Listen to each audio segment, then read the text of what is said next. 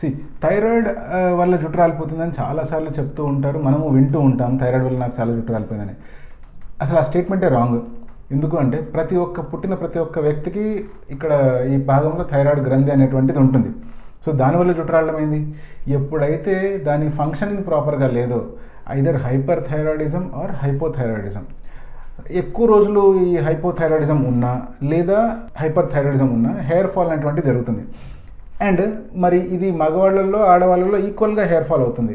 మరి దీన్ని బట్టతలతో ఎలా డిఫరెన్షియేట్ చేస్తాము అంటే, బట్టతల ఎవరికైతే వస్తుంది అనుకోండి, సపోజ్ మగవాళ్ళు అనుకోండి, ఈ రెండు సైడ్స్లో లాస్ అవ్వడం కానీ, లేకపోతే ఈ వెనకాల ఏరియాలో చందమామలాగా అయిపోవడం కానీ, లేదా ఈ ఏరియాలో ఇక్కడ పలచబడిపోవడం కానీ జరుగుతూ ఉంటుంది. అదే ఆడవాళ్ళు అయితే ఎగ్జాక్ట్ ఈ పాపటి తీసే ఏరియాల్లో పలచబడిపోవడం జరుగుతూ ఉంటుంది. ఇది బట్టతలకు సంబంధించినది. ఎప్పుడైతే థైరాయిడ్ డిజార్డర్స్ వల్ల అంటే హైపర్ కానీ హైపోథైరాయిడిజం వల్ల కానీ హెయిర్ ఫాల్ జరుగుతుంది అని మనం కనుక్కోవాలి అంటే మనం గమనించాల్సింది ఏంటి? ఓవరాల్ స్కాల్ప్లో హెయిర్ ఫాల్ కనిపిస్తుంది అండ్ తల మొత్తం స్పార్స్ అయిపోతూ ఉంటుంది. అంటే ఒక ప్యాటర్న్ అంటూ ఉండదు, డిఫ్యూజ్గా హెయిర్ ఫాల్ అవుతుంది. దీన్ని డిఫ్యూజ్ హెయిర్ ఫాల్ అంటాం ఆర్ డిఫ్యూజ్ హెయిర్ లాస్ అంటాం. ఇటువంటి కండిషన్ని ట్రీట్ చేయడం ఎలా అంటే, ఫస్ట్ థైరాయిడ్ని మనం కరెక్ట్ చేయాలి. సో దానికి సంబంధించిన ఎండోక్రైనాలజిస్ట్ దగ్గరికి వెళ్ళి మనం టెస్ట్లు అవి చేయించి దానికి ప్రాపర్గా అసెస్మెంట్ చేయించి దానికి ఒక రెగ్యులర్గా ఎప్పుడైతే ట్రీట్మెంట్ తీసుకుంటామో ఈ థైరాయిడ్ డిజార్డర్ అనేటువంటిది కరెక్ట్ అవుతుంది. అది కరెక్ట్ అయిన తర్వాత హెయిర్ ఫాల్ ఆటోమేటిక్గా తగ్గిపోయి మళ్ళీ కొత్త హెయిర్ కూడా కంప్లీట్ రికవరీ జరిగే అవకాశాలు ఉన్నాయి. ఒకే ఒక ప్రాబ్లం ఏంటి అంటే, ఈ రికవరీ జరగడానికి 5 months 6 months కాకుండా అట్లీస్ట్ 1 year ఆర్ 1.5 years దాకా టైం పట్టొచ్చు. బట్ కొంచెం ఓపికతో మనం ట్రీట్మెంట్ కనుక వాడినట్లయితే తప్పకుండా మొత్తం హెయిర్ రీగెయిన్ చేసే అవకాశాలు ఉంటాయి.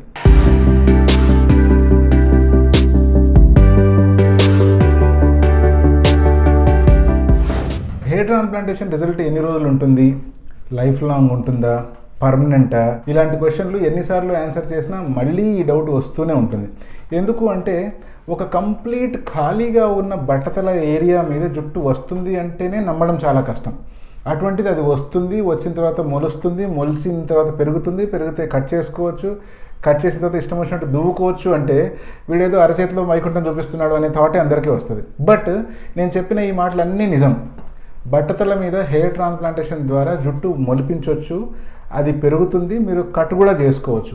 ఇంతకుముందు కలర్ చేసుకోవచ్చు అని చెప్పేవాడిని, బట్ రీసెంట్గా వచ్చిన ఆర్టికల్స్ని బట్టి ఏం తెలుసుకున్నాము అంటే, కలర్ వాడినప్పుడు ఆ హెయిర్ అనేటువంటి డిస్ట్రాయ్ అయ్యే ఛాన్స్ ఉంది. అది ట్రాన్స్ప్లాంటెడ్ హెయిర్ అయినా ఆర్ఎల్స్ సొంత హెయిర్ అయినా కూడా over a period of time స్లోగా హెయిర్ డిస్ట్రాయ్ అవుతుంది.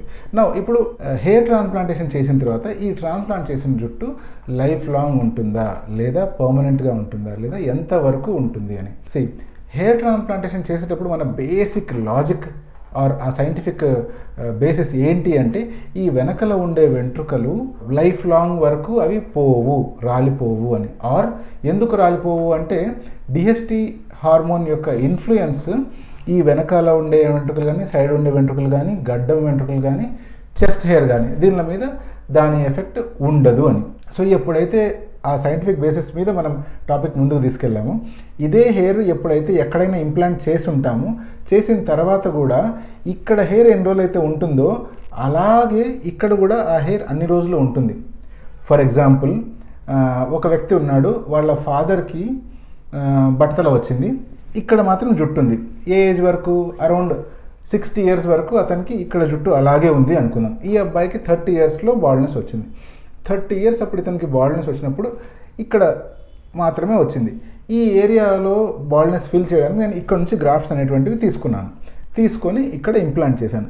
ఇప్పుడు ఈ వ్యక్తికి ఎంతవరకు జుట్టు ఉండొచ్చు అని చెప్పొచ్చు అంటే, ఎలాగైతే వాళ్ళ నాన్నగారికి 60 years వరకు ఈ సైడ్ వెంట్రుకలు, వెనకాల వెంట్రుకలు అలాగే ఉన్నాయో, ఈ వెనకాల నుంచి తీసిన వెంట్రుకలు కూడా ఈ అబ్బాయికి ఇక్కడ ముందర పెట్టినప్పుడు అవి అలాగే అన్ని సంవత్సరాల వరకు ఉండే అవకాశం ఎంతైనా ఉంది. కానీ రేర్గా ఏదైనా severe disease, for example cancer సంబంధించిన డిసీజ్ కానీ, లేదా కీమోథెరపీ సంబంధించిన ట్రీట్మెంట్స్ కానీ, లేదా డయాలసిస్ వంటివి కానీ, ఇంకా ఒక అడుగు ముందుకేసి కిడ్నీ ట్రాన్స్ప్లాంట్స్ కానీ, లివర్ ట్రాన్స్ప్లాంట్స్ కానీ జరిగినప్పుడు, పవర్ఫుల్ మెడికేషన్ వాడినప్పుడు మిగతా జుట్టు లాగానే ఈ జుట్టు కూడా టెంపరీగా లాస్ అవ్వడం లేదా పర్మనెంట్గా లాస్ అవ్వడం జరిగే ఛాన్సెస్ ఉన్నాయి. తప్పితే ఈ జుట్టు లైఫ్ మాత్రము కంప్లీట్గా వాళ్ళ పేరెంట్స్ జెనెటిక్ ప్యాటర్న్ మీదనే డిపెండ్ అవుతూ ఉంటుంది. సో పేరెంట్స్కి కనుక ఎక్కువ ఏజ్ వరకు ఈ హెయిర్ ఉంటున్నాయి అంటే వీళ్ళకి కూడా ఎక్కువ ఏజ్ వరకు ఈ హెయిర్ అలాగే పర్మనెంట్గా ఉంటాయి. స్ట్రెంగ్త్ అని ఎగ్జాక్ట్ కాదు, డిహెచ్టీ అనే హార్మోన్ ఇన్ఫ్లుయెన్స్ అనేటువంటి దాని మీద ఉండదు కాబట్టి అది ముందుకు పెట్టినప్పుడు కూడా అలాగే గ్రో అవుతుంది. అండ్ దాన్ని ఎవరు డైరెక్ట్ చేస్తారు అంటే ఎన్ని వెంట్రుకలు ఈ ఏరియాలో డిఎస్టీ ఇన్ఫ్లుయెన్స్లో ఉంటాయి అంటే అది వాళ్ళ ఫ్యామిలీ ప్యాటర్న్ని బట్టి ఉంటుంది. కొంతమందికి మనం గమనిస్తాము ఏజ్ పెరిగే కొద్దీ ఈ వెనకలు ఉండే డోనర్ ఏరియా చాలా చిన్నగా అయిపోయి ఉండొచ్చు. చాలా చిన్నగా అయిపోయింది అంటే వాళ్ళ పిల్లలకి ఎప్పుడైతే ట్రాన్స్ప్లాంట్ చేయాలనుకుంటామో అక్కడ నుంచి మనం తీయగలిగే వెంట్రుకలు కూడా చాలా తగ్గిపోతాయి. అటువంటప్పుడు అతనికి హెయిర్ ట్రాన్స్ప్లాంటేషన్ మాత్రమే కాకుండా అదర్ మెథడ్స్ని కూడా హెయిర్ రెస్టోరేషన్ కోసం వాడవలసిన అవసరం రావచ్చు.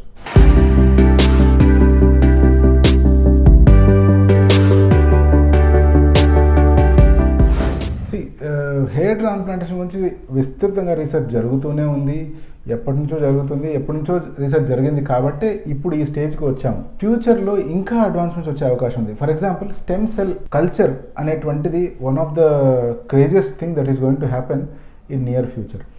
అదేంటి అంటే మన బాడీలోంచి స్టెమ్ సెల్స్ అనేటువంటివి తీసి బయట కల్చర్ చేసి ఆ కల్చర్ మీడియంని కనుక మనం మన తలపైన కానీ లేదా దాన్ని ఇంప్లాంట్ చేయడమో లేదా తలకి అప్లై చేయడమో చేస్తే మనం ఎంటైర్ న్యూ హెయిర్ గ్రో చేసుకునే కెపాసిటీ ఉంది. ఇది ఇంకా ట్రయల్ స్టేజెస్లోనే ఉంది. మైస్ మీద, ల్యాబ్ ర్యాట్స్ మీద ఆల్రెడీ అటువంటి హెయిర్ గ్రో చేశారు. Human hair has been grown on guinea pigs. Stem cell culture ద్వారా ఇది పాసిబుల్ అయ్యింది. సో హ్యూమన్ ట్రయల్స్ ఇంకా జరగలేదు. చాలామంది వాలంటీర్స్ ముందుకొచ్చారు. జర్మనీలో ట్రయల్స్ జరుగుతూ ఉన్నాయి అండ్ జపాన్లో ఇటువంటి ట్రయల్స్ జరిగాయి. హ్యూమన్ ట్రయల్స్ ఇంకా స్టార్ట్ అవ్వలేదు. ఇది హ్యూమన్ ట్రయల్స్ ఎప్పుడైతే జరుగుతాయో డెఫినెట్గా ఇది ఒక మంచి పరిణామం. అంటే ఎంత బట్టతల గురించి హెయిర్ ట్రాన్స్ప్లాంటేషన్ అందుబాటులో ఉన్నా ఇది డోనర్ ఏరియా మీద లిమిట్ అయిపోతూ ఉంటుంది. అంటే డోనర్ ఏరియా తక్కువ ఉంటుంది కాబట్టి ఫుల్ థిక్నెస్ కానీ ఎక్కువ థిక్నెస్ కానీ ఇవ్వడానికి కొంచెం ఇబ్బంది పడుతూ ఉంటాం. బట్ ఎప్పుడైతే ఇటువంటి స్టెమ్ సెల్ కల్చర్ అందుబాటులోకి వస్తుందో అప్పుడు ఇంకా మనం భయపడాల్సిన అవసరం లేదు. మనం ఎన్ని కావాలంటే అన్ని హెయిర్ అక్కడ ఇంప్లాంట్ చేసుకోవచ్చు, గ్రో చేసుకోవచ్చు. క్లోనింగ్ అనేది one more futuristic thing. So complete new హెయిర్ని క్రియేట్ చేసి మనకు ఇంప్లాంట్ చేసుకోవచ్చు. ఇంకొకటి ఏంటి అంటే వెనకాల ఎటువంటి స్కార్ లేకుండా ఎటువంటి మల్టిపుల్ పంచెస్ ఇప్పుడు ఏదైతే చేస్తున్నామో అది కాకుండా జస్ట్ లాప్రోస్కోపిక్ సర్జరీస్ ఎలాగైతే చేస్తున్నామో 1-2 స్కార్స్లా పెట్టి చేస్తున్నాం కదా, అలాగే లాప్రోస్కోపిక్ హెయిర్ ఎక్స్ట్రాక్షన్ చేయొచ్చు. దాన్ని పైలోస్కోపీ అంటారు. ఇది ఆల్రెడీ ఒకసారి ట్రై చేశారు, బట్ తర్వాత ప్రత్యేకించి దీని మీద రీసెర్చెస్ ఏం జరగలేదు.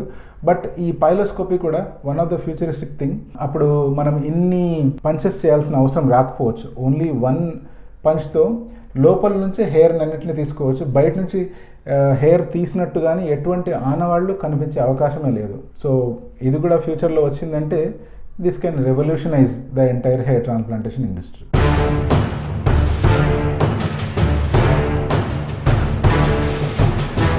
మీకు అందరికీ తెలుసు, హెయిర్ ట్రాన్స్ప్లాంటేషన్ ఎప్పుడైతే చేస్తామో దాంట్లో మనం డోనర్ ఏరియా నుంచి హెయిర్ తీసుకొని ఎక్కడైతే మనకు జుట్టు తక్కువ ఉందో అక్కడ ఇంప్లాంట్ చేసుకుంటాం. అంటే ఫర్ ఎగ్జాంపుల్ ఇక్కడ బాల్డ్నెస్ ఉన్నా కానీ లేదా కొంతమందికి బియర్డ్లో హెయిర్ లేకున్నా, ముస్టాచ్ హెయిర్ లేకున్నా అక్కడ మనం ఇంప్లాంటేషన్ చేసుకుంటాం. సో ఇప్పుడు డోనర్ ఏరియా అంటే ఎక్కడి నుంచి అయితే జుట్టు తీసామో అక్కడ మళ్ళీ జుట్టు మొలుస్తుందా లేదా మొలవదా అనే దాని గురించి చాలామంది చాలా రకాల డౌట్లు ఎక్స్ప్రెస్ చేస్తూ ఉంటారు. చాలామంది అది మళ్ళీ వచ్చేస్తుంది, అది డబల్ అవుతుంది అని నమ్మేస్తూ కూడా ఉంటారు. నిజం ఏంటి అంటే ఎప్పుడైతే మనం ట్రాన్స్ప్లాంట్ చేస్తామో అక్కడ రూట్స్ని లోపల నుంచి తీసుకుంటాం. అంటే డర్మల్ ప్యాపిలా దగ్గర నుంచి ఆ ఎంటైర్ హెయిర్ రూట్ బయటకు తీస్తాము. సో అది తీసి మళ్ళీ ఎప్పుడైతే వేరే కొత్త ప్లేస్లో ఇంప్లాంట్ చేస్తామో ఇక్కడ న్యూ హెయిర్ గ్రో అవుతుంది. ఆ రూట్స్ అనేటువంటివి మళ్ళీ కొత్త బ్లడ్ సప్లై ఎస్టాబ్లిష్ చేసుకొని ఆ స్టెమ్ సెల్స్ ద్వారా న్యూ హెయిర్ గ్రో అవుతుంది. మరి ఇక్కడ తీసిన హెయిర్ పరిస్థితి ఏంటి అంటే ఆ ప్లేస్ పరిస్థితి ఏంటి? అక్కడ కొత్త హెయిర్ వస్తుందా అంటే అక్కడ కొత్త హెయిర్ రాదు. ఆ ఏరియా ఎంటీగా మిగిలిపోతుంది. కానీ అక్కడ తీసారా అన్నట్లు మీ ఫ్రెండ్స్ కానీ మీ రిలేటివ్స్ కానీ దూరం నుంచి చూస్తే కనుక్కోగలుగుతారా? అస్సలు కనుక్కోలేదు. ఇక్కడ మనం గుర్తుపెట్టుకోవాల్సిన ఇంకో పాయింట్ ఏంటి అంటే ఇంతకుముందు చేసే పాత పద్ధతి ఏదైతే ఉందో FUT అని ఆర్ స్ట్రిప్ టెక్నిక్ అని, ఈ టెక్నిక్లో వెనకాల పెద్ద ఘాటుగా ఆ ఏరియాలో స్ట్రిప్ ఆఫ్ స్కిన్ తీసి దాంట్లోంచి గ్రాఫ్ట్స్ తీసేవాళ్ళము అండ్ ఆ ఏరియాని దగ్గరికి పెట్టి సూచర్ చేసేవాళ్ళం. సో అది కూడా జుట్టు పెరిగినప్పుడు కనిపించేది కాదు, కానీ గుండు చేస్తే అది క్లియర్గా గజనిలాగా కనిపించేది. కానీ ఇప్పుడు వచ్చిన కొత్త FUE మెథడ్లో మాత్రము అటువంటి స్కార్ కానీ మచ్చలు కానీ ఏమీ కనపడవు. This is doctor John signing of.